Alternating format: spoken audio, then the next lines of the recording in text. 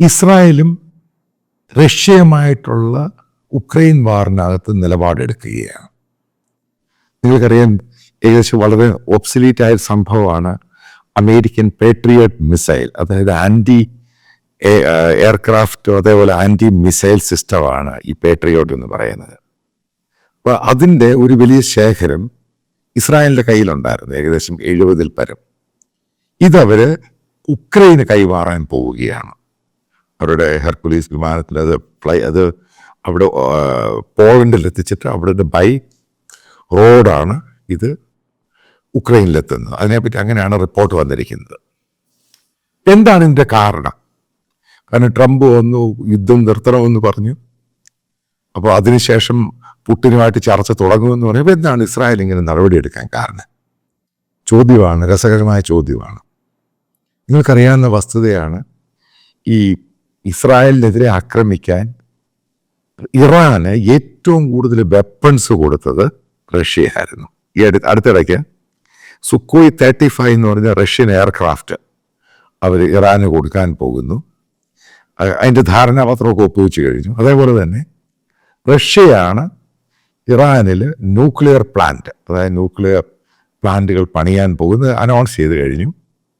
നേരത്തെ റഷ്യ ഇതേപോലെ ഹൂത്തികൾക്ക് വെപ്പൺസ് കൊടുത്തുകൊണ്ടിരുന്നു. ഹൂത്തികൾ ഇപ്പോൾ വെപ്പൺസ് ഉപയോഗിക്കുന്നത് ഇസ്രായേലിനെതിരെയാണ്.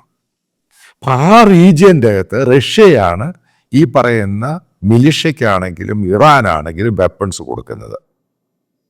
അതേപോലെ എയർക്രാഫ്റ്റ് കൊടുക്കുന്നു, മറ്റുള്ള സൈനിക സഹായങ്ങൾ കൊടുക്കുന്നു. ഇറാനിലുള്ള ആൾക്കാരെ കൊണ്ട് അവിടെ ട്രെയിൻ ചെയ്യിപ്പിക്കുന്ന ഈ ഇസ്രായേലിൻ്റെ ടെറിട്ടറി എങ്ങനെയാണ് അറ്റാക്ക് ചെയ്യേണ്ടത്, ഫൈറ്റർ എയർക്രാഫ്റ്റ് വെപ്പൺസും വെച്ച്. ഇതിൻ്റെ ഭാഗമായിട്ടാണ് ഇസ്രായേൽ വളരെ ക്രൂഷ്യലായിട്ടുള്ള തീരുമാനമെടുത്തത്. ഇസ്രായേൽ ഫർദർ, അതായത് ഇനി ഫ്യൂച്ചറിലും ഉക്രൈന് ആയുധങ്ങൾ കൊടുക്കും, ഉക്രൈൻ പട്ടാളക്കാരെ ട്രെയിൻ ചെയ്യിക്കും. കാരണം റഷ്യ ഇറാനും ഇതേപോലെ മിലിഷ്യ ഗ്രൂപ്പ്സിനും കൊടുക്കുന്നത് കൊണ്ട് റഷ്യയെ വീക്ക് ചെയ്യുക എന്നുള്ളത് ഇസ്രായേലിൻ്റെ ആവശ്യമായി മാറി. അപ്പം ഇസ്രായേലി വെപ്പൺസ് വെച്ച് കഴിഞ്ഞാൽ ഈ പറയുന്ന റഷ്യൻ വെപ്പൺസിനേക്കാൾ അവർ ഉണ്ടാക്കുന്ന വെപ്പൺസ് ഉണ്ട്. ഈ പറയും ഇന്ത്യയിൽ ഇസ്രായേലി വെപ്പൺസും ഷെൽസും ഉണ്ടാക്കുന്നുണ്ട്. കാരണം അവരുടെ കുറച്ച് മോസ്റ്റ് അഡ്വാൻസ്ഡ് ആണ്. അപ്പോൾ അത് ഉക്രൈന് കിട്ടിക്കഴിഞ്ഞാൽ ഇത് പുട്ടിൻ്റെ അന്ന് വരെ കയറുന്ന സാധനങ്ങളാണ്. പിന്നെ മറ്റുള്ള രീതിയിലുള്ള സ്ട്രാറ്റജിക് സഹായങ്ങൾ, അതായത് ഉക്രൈൻ പട്ടാളത്തെ അവരുടെ എയർഫോഴ്സിനെ ട്രെയിൻ ചെയ്യിക്കും, എങ്ങനെയാണ് റഷ്യൻ ടെറിട്ടറിയിൽ റഷ്യൻ പട്ടാളവുമായിട്ട് ഫൈറ്റ് ചെയ്യേണ്ടത്, എങ്ങനെയാണ് വാറിൽ അഡ്വാൻസ് സ്റ്റേജ്, ഇതൊക്കെ പത്രങ്ങളിൽ വരാൻ തുടങ്ങി. വലിയ റിപ്പോർട്ടായി. അതായത് ഇസ്രായേൽ ഡയറക്റ്റായിട്ട് ഉക്രൈനെ സപ്പോർട്ട് ചെയ്യാൻ തീരുമാനിച്ചാൽ ഒരു കാരണം കൃത്യമായിട്ട് പറയാം, റഷ്യയുടെ പരാജയം അടുത്തു. ഇതിൻ്റെ റീസൺ എന്താണ്? ഈ റഷ്യ ഇറാനെ ഇതേപോലെ മിലിഷ്യ ഗ്രൂപ്പ്സിനെ സഹായിക്കുന്നു, അവരത് ഇസ്രായേലിനെതിരെ ഉപയോഗിക്കുന്നു. അതേപോലെ മനസ്സിലാക്കണം, ഇപ്പോൾ ഈ ഇസ്രായേലിൻ്റെ കയ്യിലാണ് സിറിയ ആണെങ്കിൽ ലെബനനും. ഇവിടൊക്കെ കയറി ഇനി റഷ്യക്ക് കയറി വരാൻ പറ്റത്തില്ല. ഈ ബേസുകളെല്ലാം ഇനി ഇസ്രായേൽ യൂസ് ചെയ്യും. അതുകൊണ്ട് കാരണം റഷ്യക്ക് വലിയൊരു ബേസ് ഉണ്ടായിരുന്നു സിറിയയിൽ, വലിയ പോർട്ടുണ്ടായിരുന്നു, ബോംബ് വാട്ടർ പോർട്ടുണ്ടായിരുന്നു. ഇവിടൊക്കെ കാണാൻ പോകുന്നത് ഈ റീജിയൻ്റെ അകത്ത് ഇസ്രായേൽ പവർഫുൾ ആവുക. റഷ്യക്കെതിരെ വാർ ചെയ്യാൻ വേണ്ടി ഉക്രൈൻ ആയുധങ്ങൾ കൊടുക്കുന്നു. അത് ചെറിയ ഇമ്പാക്റ്റ് അല്ല അവിടെ ഉണ്ടാക്കാൻ പോകുന്നത് ആ റീജിയൻ്റെ അകത്ത്. കാരണം അമേരിക്കയാണ് ഈ റോൾ അധികവും, നാറ്റോയാണ് ചെയ്തുകൊണ്ടിരുന്ന റോള് ഇന്ന് ഇസ്രായേൽ ഏറ്റെടുക്കുക. അതാണ് ഞാൻ പറഞ്ഞത്, ഈ ഹമാസ് അറ്റാക്ക് ഇസ്രായേൽ ഒരു വലിയ പവറായിട്ട് അവിടെ മാറുകയാണ്. ഉക്രൈൻ എല്ലാ സഹായം, എല്ലാ രീതിയിലുള്ള സൈനിക സഹായം ചെയ്യും. അതായത് സ്പൈ ആണെങ്കിലും സാറ്റലൈറ്റ് ആണെങ്കിലും മറ്റുള്ള ഇവരുടെ ഏതൊക്കെയാണ് സെൻസിറ്റീവ് പോയിന്റ്, ഏതൊക്കെ രീതിയിലാണ് റഷ്യയിൽ സ്പൈ ചെയ്ത ഇൻപുട്സ് കൊടുക്കേണ്ട ഉക്രൈന്, എവിടൊക്കെ കയറി അറ്റാക്ക് ചെയ്യണം. ഇതിനെന്താ കാണാൻ പോകുന്നത്? ഇസ്രായേലാണ് ഇനി പവർഫുള്ളായിട്ട് ഈ ഭാഗത്ത്. അതേ അല്ലെങ്കിൽ റഷ്യക്കെതിരെ അങ്ങനെ ഒരു തീരുമാനം എടുക്കേണ്ട ആവശ്യമൊന്നുമില്ല. കാരണം പുടിൻ കാണിച്ച മണ്ടത്തരമാണ്. കാരണം അടുത്ത സമയത്താണ് പുടിൻ ഈ സംഭവങ്ങളൊക്കെ സൈൻ ചെയ്തത്.